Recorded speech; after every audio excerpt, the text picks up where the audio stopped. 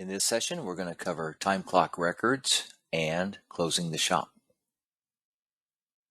So for anybody to be able to alter the records or be able to enter something into the records, they first must have the permission to do it. Now, typically anybody that has administrator, owner, general manager roles will have the permission, but you can modify permissions and give a specific permission to a specific person if you wish. So that's going to be done in the setup. So here I have a user and employee in my setup system here under security named Bill Jones.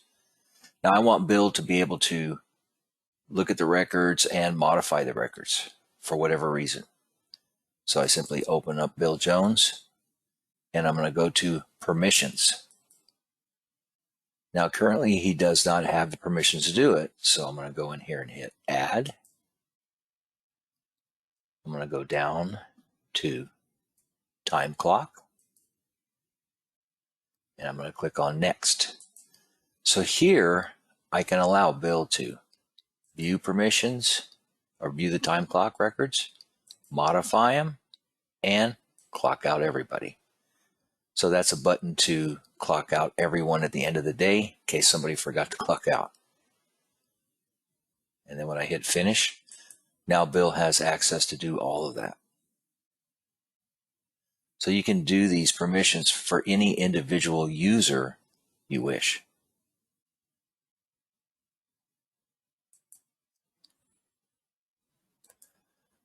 Time clock records will be found on the home ribbon.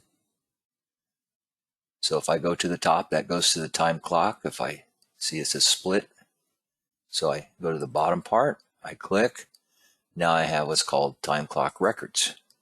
In here, you're going to have a search, a reset, an add, edit, and delete. You can search your records for any period of time you wish. You can select whatever you like.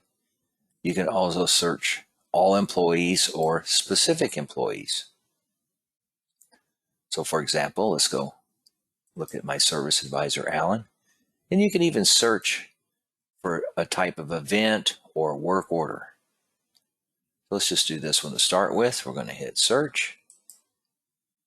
Here we have him in for attendance. He had a break time. There's an event, and there's another event for training. Now you'll notice that it has a clock in time and a clock out time. So what if I want to force him to clock out here? Or maybe this clock in time was inaccurate. So what you have is the capability of editing. So if I right click on it, I can do an edit, or I can go up to the top and do an edit. So I might say, well, he actually clocked in at an earlier time. So I can change that.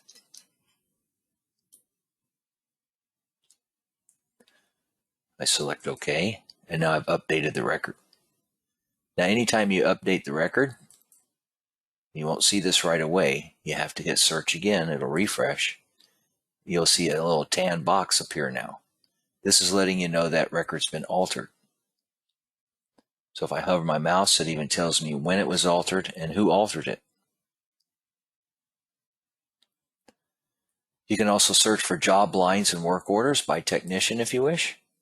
So if I come in here and look at Sam Socket, for example, and I hit search, you'll see he was here for attendance, and he did this work order here, 349. He did air filter labor and a serpentine belt.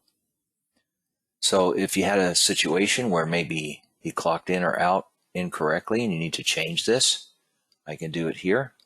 Or if I'm looking just for that specific job or work order, I can search here. So if I say, well, I'm looking for the belt job. So is there anything that has belt in that description box? So I can click, right click, do an edit, and alter this record.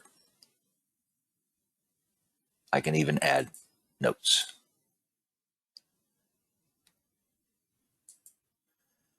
There are occasions where you need to maybe clock people in. I might have a holiday and I want to go clock everybody in for attendance for the holiday for pay. So real simple, you can come in here and just click on add. You pick an employee. So let's say I want to put Bill Jones in as being in for 8 hours yesterday. I put a clock time and pick the date. So let's just say Saturday, he was here at 8 o'clock.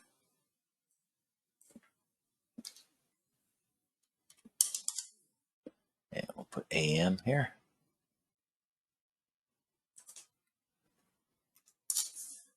And I'm going to say he was here for 8 hours. Now I have to tell the system, what was he here for? That's the item. So if I come over to my search here,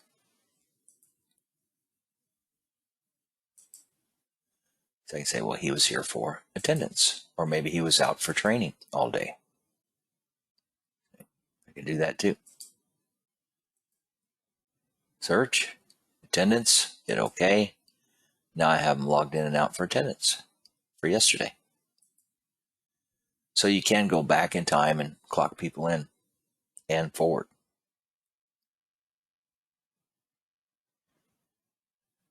So that's how to enter, research, and modify clock times.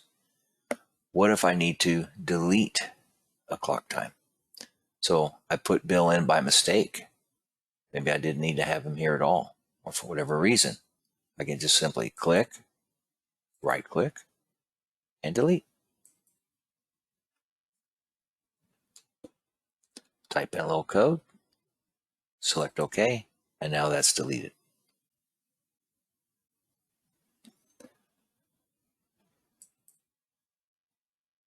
The other option you have here is close shop. What close shop does is just forces everybody that is clocked in to clock out. And then you just hit OK, and that forces everyone to clock out. So that is time clock records and close shop.